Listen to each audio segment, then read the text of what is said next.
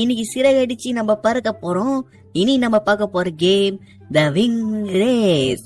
அங்க பாத்தீங்களா எல்லாரும் ஏஞ்சல் மாதிரி ரெக்கையெல்லாம் கட்டிருக்காங்க. டி எனக்கும் அந்த ஒயிட் ரெக்க வேணும் சார். ஏய் யாருங்க இவன்? ஏய் இது